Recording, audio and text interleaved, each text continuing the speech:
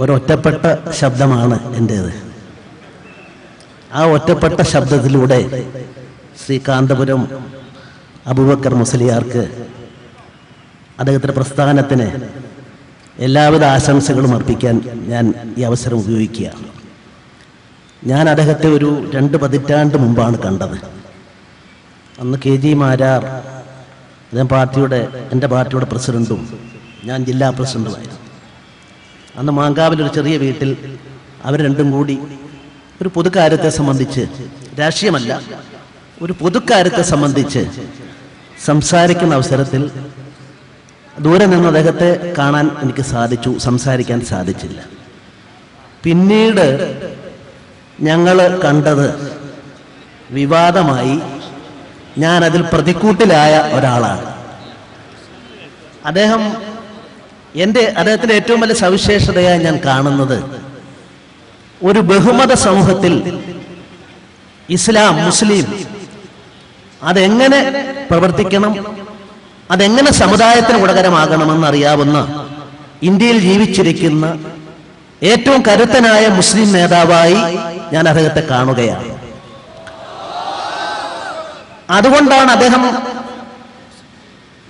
98 കാലഘട്ടത്തിൽ അന്ന് ജനങ്ങളുടെ അംഗീകാരം ലഭിച്ച് ഒരു കേന്ദ്ര സർക്കാർ അധികാരത്തിൽ വന്നപ്പോൾ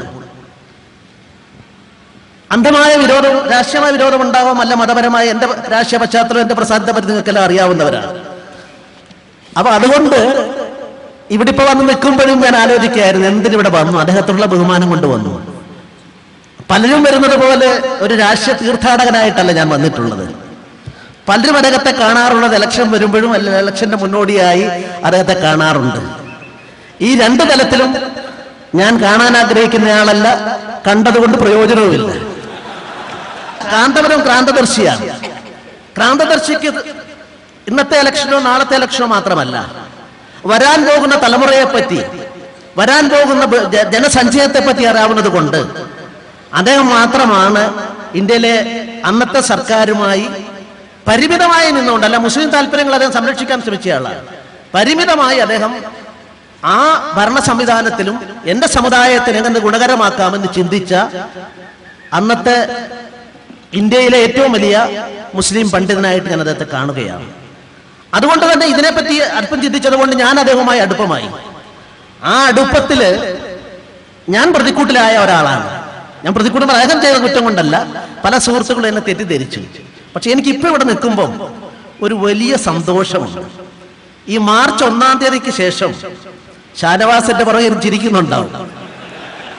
ഈ മാസം 1-ാം തീയതിക്ക് ശേഷം, ഫെബ്രുവരി മാസം 1-ാം തീയതിക്ക് ശേഷം എനിക്കൊരു സന്തോഷം ഉണ്ടായെന്ന് പറഞ്ഞാൽ, ഒരു 12 കൊല്ലം മുമ്പ് ഉണ്ടായ ഒരു വലിയ തെറ്റ് തിരുത്തപ്പെട്ടു എന്നുള്ളതാണ്. കാന്തപുരം അദ്ദേഹം ഡൽഹിയിൽ പോയപ്പോൾ ഞങ്ങൾക്ക് മധ്യപ്രദേശ് ജയിച്ചു കിട്ടിയ ഒരു MP, മലയാളിയായ MP-യെ കണ്ടു. സ്വാഭാവികമായിട്ട് അദ്ദേഹം എല്ലാ നേതാക്കന്മാരെയും അദ്ദേഹത്തിന്റെ കേന്ദ്രം സന്ദർശിക്കാൻ ക്ഷണിക്കും. അവിടെ ക്ഷണിച്ചു. പെട്ടെന്ന് ഞാനന്ന് പാർട്ടിയുടെ ജില്ലാ പ്രസിഡന്റ് ആയതുകൊണ്ട് അദ്ദേഹം എന്നോട് ചോദിച്ചു പോകണോ. ഞാൻ പറഞ്ഞു, അദ്ദേഹത്തെ പോലെ പണ്ഡിതൻ വിളിക്കുമ്പം നമ്മൾ രാഷ്ട്രീയമായിട്ടല്ല, തെറ്റിദ്ധാരണകൾ നീക്കണം, രാഷ്ട്രീയത്തിനപ്പുറത്ത് എല്ലാവരുടെയും വിശ്വാസം ആർജിക്കാൻ സാധിക്കണം, അതുകൊണ്ട് പോകാമെന്ന് തീരുമാനിച്ചു. ഞാനും ആ MP-യും പിന്നീട് അദ്ദേഹം കേന്ദ്രമന്ത്രിയായി കാന്തപുരത്തിൻ്റെ അടുത്ത് പോയി, ആ സ്ഥാപനത്തിൽ പോയി. ഞങ്ങൾക്ക് അദ്ദേഹം വന്ന് തന്നത് ഓരോ ഗ്ലാസ് ചായ, പിന്നെ കുറച്ച് കശുവണ്ടി പരിപ്പ്, എന്തോ ഒരു കാര്യം കൊണ്ട് എത്തിയും കുറെ കുട്ടികളെയും കാണിച്ചു. തിരിച്ചു വന്ന പിറ്റേ ദിവസം ഒരു മഹാനായ പണ്ഡിതൻ, അതിന്റെ പേര് പറഞ്ഞത് ശരിയാണെന്ന് എനിക്കറിയില്ല, അദ്ദേഹം ഇപ്പൊ ജീവിച്ചിരിപ്പില്ല, നാട്ടിക മുസ്ലിയാർ, അദ്ദേഹം ഒരു പത്രസമ്മേളനം നടത്തിയിട്ട് പറഞ്ഞു, ഇതാ ഫാസിസ്റ്റുകളെ കാന്തപുരം സ്വീകരിച്ചിരിക്കുന്നു, അവർക്ക് യത്തീമുകളുടെ പണം കൊടുത്തു എന്ന് പറഞ്ഞുകൊണ്ട് ഞങ്ങളൊക്കെ പണം വാങ്ങിയ ആളുകളായി, അത് പിന്നെ കോടി വരെ എത്തി എന്ന് അദ്ദേഹത്തെ. ഞാൻ ഇതുവരെ പല പരിപാടിക്കും നിങ്ങളുടെ സമ്മേളനത്തിൽ പങ്കെടുത്തൊന്നും പറഞ്ഞിട്ടില്ല. അദ്ദേഹത്തെ സ്വീകരണ പരിപാടി ആയതുകൊണ്ട് എപ്പോഴെങ്കിലും ഒന്ന് പറയണ്ടേ, 10-15 കൊല്ലം കഴിഞ്ഞല്ലോ. ഇതല്ലാതെ അദ്ദേഹം ഒരു ബന്ധവും ഉണ്ടായിട്ടില്ല. രാഷ്ട്രീയ രംഗത്ത് സംശുദ്ധമായ നിലക്ക് പോകുന്ന ആളായിരുന്നു. അപ്പൊ അതിന്റെ പേരിൽ ഒരു വലിയ വിവാദമുണ്ടായി. ഞാൻ ഏതാണ്ട് എല്ലാ മുസ്ലിം സംഘടനയുടെ പരിപാടികളും കോഴിക്കോട് ക്ഷണിക്കപ്പെടുകയും ജമാഅത്തെ ഇസ്ലാമിയുടെ ഒക്കെ പരിപാടി പോകുന്നതാണ്. എല്ലാത്തിനും വിളിക്കാറുണ്ട്, പോകാറുമുണ്ട്. ഞങ്ങളുടെ പാർട്ടിയുടെ ജില്ലാ പ്രസിഡന്റിനെ കൂടെ ഞാനൊന്ന് കൂട്ടി. ആദ്യകാലത്ത് ഞാൻ അവിടെ നമ്മുടെ പരിപാടിയിലൊക്കെ പങ്കെടുക്കുമ്പം എൻ്റെ കൂടെ ആരും വരാറുണ്ടായിരുന്നില്ല. ഇപ്പം അവരെല്ലാവരും എൻ്റെ കൂടെ വന്നിട്ടുണ്ട്. അപ്പോൾ വന്ന് ഈ വേദി ഞാൻ പങ്കെടുക്കുകയാണ്. അങ്ങനെ വന്ന ആ തെറ്റ് തിരുത്താനൊരു അവസരം ഇപ്പം ലഭിച്ചു. കാരണം അന്നവിടെ പോയി കണ്ടു, സൗഹാർദ്ദം പങ്കിട്ടു. അദ്ദേഹത്തിന് അദ്ദേഹത്തിൻ്റെ കാഴ്ചപ്പാടുണ്ട്, ഞങ്ങൾക്ക് ഞങ്ങളുടെ കാഴ്ചപ്പാടുണ്ട്. രാഷ്ട്രീയമല്ല. അതിനുള്ളിൽ ഒരു വലിയ പണ്ഡിതനെ, ആദരിക്കത്തക്ക ഒരു പണ്ഡിതനോട് അദ്ദേഹത്തിൻ്റെ ആത്മീയ അംശത്തെ കഴിയുമെങ്കിൽ സ്വാംശീകരിക്കുക. ഇവിടെ അദ്ദേഹത്തെ അവതരിപ്പിച്ച SSFന്റെ പ്രസിഡന്റ്, പഴയ പ്രസിഡന്റ് വിട്ട് കാര്യം പറയുണ്ടായി. ആത്മീയ സ്പർശമുള്ള ഭൗതിക വിദ്യാഭ്യാസം വേണമെന്നാണ് അദ്ദേഹം പറഞ്ഞത്. എനിക്കറിയില്ല, എൻ്റെ മുൻ പ്രാസംഗികൻ, എൻ്റെ ആത്മസുഹൃത്ത്, അതിനെ സംബന്ധിച്ച് അദ്ദേഹത്തിന്റെ കാഴ്ചപ്പാടെന്നാണ് നടക്കില്ല. ഈ ആത്മീയ സ്പർശമുള്ള ഭൗതിക വിദ്യാഭ്യാസം എന്ന് പറയുമ്പോൾ നമ്മുടെ നാടിനെ സംബന്ധിച്ചിടത്തോളം ആ ആത്മീയ സ്പർശം അതുള്ള വിദ്യാഭ്യാസം ഇല്ലാത്തതിന്റെ തകരാറ് എന്നെയും നിങ്ങളെയും ഒക്കെ ബാധിച്ചുകൊണ്ടിരിക്കുന്ന ഒരു കാലഘട്ടത്തിലൂടെയാണ് നമ്മളിത് കടന്നു പോകുന്നത്.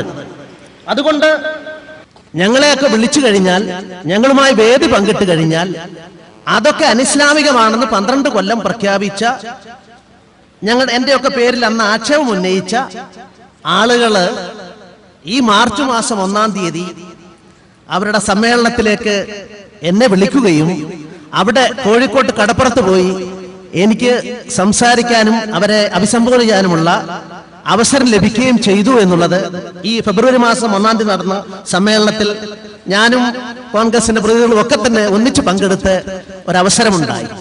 അതുകൊണ്ടാണ് ഞാൻ പറഞ്ഞത്, ആരും കാരണം വ്യത്യസ്തമായ കാഴ്ചപ്പാടുകളുണ്ട്, വൈവിധ്യങ്ങളുണ്ട്. ആ വൈവിധ്യങ്ങളെ വൈരുദ്ധ്യങ്ങളാകാതെ എല്ലാത്തിനെയും ഉൾക്കൊണ്ടുകൊണ്ട് സാംശീകരിച്ചുകൊണ്ട് മുന്നോട്ട് പോകാനായിട്ട് സാധിക്കണം. ആ ശ്രമത്തിൽ ബഹുമാനപ്പെട്ട കാന്തപുരം അബൂബക്കർ മുസ്ലിയാരുടെ പങ്ക് ഏറ്റവും സുപ്രധാനമാണ് എന്ന് ഞാൻ കരുതുകയാണ്. ആ പങ്ക് അദ്ദേഹം നിർവഹിക്കുന്നു. ആ ശ്രമത്തിൽ അദ്ദേഹവുമായി പരിമിതമായ മേഖലകളിൽ നിന്നുകൊണ്ട് മുന്നോട്ട് പോകാൻ ആഗ്രഹിക്കുന്നു. ആ നിലക്ക് അദ്ദേഹത്തിന് എല്ലാവിധ ആശംസകളും അർപ്പിക്കാനായിട്ട് ഈ അവസരം ഞാൻ ഉപയോഗിക്കുന്നു. ശ്രീ ബനാസിർ ബൂട്ടോ എഴുതിയ ജനാധിപത്യം പാശ്ചാത്യ നാട് ഇസ്ലാം എന്ന് പറയുന്ന ഇംഗ്ലീഷിലുള്ളൊരു പുസ്തകം ഞാൻ വായിക്കാനിടയായി. ആ പുസ്തകം അവരെ കൊല്ലപ്പെടുന്നതിന് 2 ദിവസം മുമ്പ് അവർ പൂർത്തിയാക്കിയ ഗ്രന്ഥമാണ്. ആ ഗ്രന്ഥത്തിൽ ജനാധിപത്യത്തെക്കുറിച്ചും പാകിസ്ഥാനെ കുറിച്ചും ഇസ്ലാമിനെ കുറിച്ചുള്ള അവരുടെ സമർപ്പണം, ഇസ്ലാമിനോടുള്ള പൂർണ്ണമായ സമർപ്പണം, ഇതെല്ലാം ആ ഗ്രന്ഥത്തിൽ അദ്ദേഹം പ്രതിപാദിച്ചിരിക്കുന്നു. അതിലൊരു പ്രധാന കാര്യമായി അവര് പറഞ്ഞിട്ടുള്ളത്, പാകിസ്ഥാൻ ഇന്നത്തെ ദുരവസ്ഥയിൽ എത്തിപ്പെടാനുള്ള കാരണം അവിടെയുള്ള ഒരു പ്രത്യേക ചിന്തയാണ്. ആ ചിന്ത മൗദൂദിയൻ ചിന്തയുടെ അടിസ്ഥാനത്തിൽ രൂപപ്പെട്ടു വന്ന സമൂഹം ഇസ്ലാമിന് ഏറ്റവും വലിയ വിപത്തായി മാറി. അത് ഭീകരവാദമാണ്. ആ ഭീകരവാദത്തെ സംബന്ധിച്ചിടത്തോളം എനിക്ക് കാന്തപുരത്തോടുള്ള മറ്റൊരു യോജിപ്പ്, ഏതാണ്ട് ഒരു വ്യാഴവട്ടക്കാലം മുമ്പ് കേരളത്തിൽ തീവ്രവാദത്തോട് ബന്ധപ്പെട്ട് മുസ്ലിം സമൂഹത്തിലെ ചെറുപ്പക്കാർ മുന്നോട്ട് വന്ന സാഹചര്യത്തിൽ കേരളത്തിന്റെ ചരിത്രത്തിൽ ആദ്യമായി തീവ്രവാദം അപകടകരമാണ്, ഈ ചെറുപ്പക്കാരുടെ പോക്ക് അപകടകരമാണെന്ന് തുറന്നു പറയാൻ അവസരം ലഭിച്ച, തുറന്ന് ആദ്യമായി പറഞ്ഞ പണ്ഡിതനായും ഞാൻ ശ്രീ കാന്തപുരത്തെ കാണുകയാണ്. പല തവണ അദ്ദേഹം ഞങ്ങളെ കാണാൻ വന്നിട്ട് ഞങ്ങൾ അങ്ങോട്ട് കാണാൻ പോയിട്ടുണ്ട്. എല്ലാം പരസ്യമായിട്ടാണ് അത് വന്നിട്ടുള്ളത്. പക്ഷെ മറ്റാളുകളും ഒക്കെ തന്നെ പല കോളേജുകളും, അന്ന് ഞങ്ങൾ അനുവദിച്ചു കൊടുത്ത പാണ്ടിക്കാട് കോളേജ് ഉൾപ്പെടെ എല്ലാ കോളേജുകളും, ആ കോളേജുകളിലൊക്കെ അതിന്റെ ആളുകളും വന്നിട്ടുണ്ട്. അവരൊക്കെ ഈ കള്ളുഷാപ്പിൽ പോകുന്നത് പോലെ തലയിൽ മുണ്ടിട്ട് ഞങ്ങളുടെ അടുത്തേക്ക് വന്നവരാണെങ്കിൽ കാന്തപുരം നട്ടല് നിവർത്തി വന്നിട്ടുണ്ട്. ആ സവിശേഷതയും ഞാൻ പറയുന്നു. അദ്ദേഹത്തിന് എല്ലാവിധ ആദരവും, അദ്ദേഹത്തിന് സർവശക്തനായ ദൈവം, ഇസ്ലാമിക സങ്കല്പം അനുസരിച്ച് ദൈവത്തെ സംബന്ധിച്ചിടത്തോളം പരമകാരുണികനായ ദൈവമേ എന്നാണ് ഇസ്ലാം പറയുന്നത്.